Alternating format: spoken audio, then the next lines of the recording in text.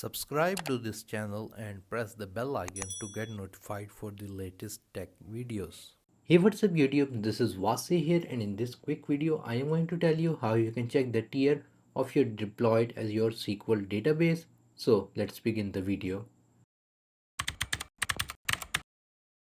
If you're wondering that why should you know the tier of your SQL database, so let's say someone else before you worked on the project and now you are thinking of upgrading the DB.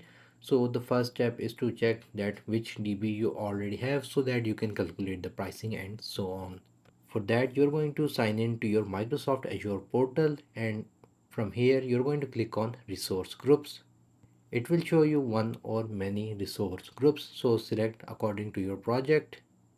Within the resource group, you're going to see different resources. The tier of the database will be for the resource that has the type SQL database. So under type, you're going to see different things. We are not interested in SQL Server, but in the SQL database. If you have multiple databases, then select the correct one. In my case, I only have this one. Once the database page has been opened, on the top you're going to see the pricing tier, and in my case you can see it is on the basic tier.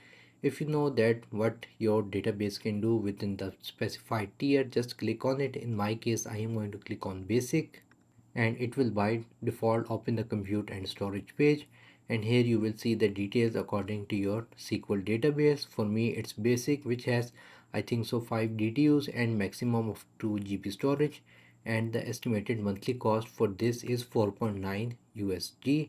So in this way you can tell that which tier SQL database you have and whether you should upgrade or not. So this will help you in future planning regarding requirements and pricing.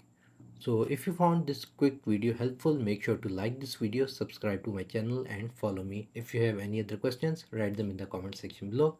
That's all for today. Thank you for watching, and as always, stay safe.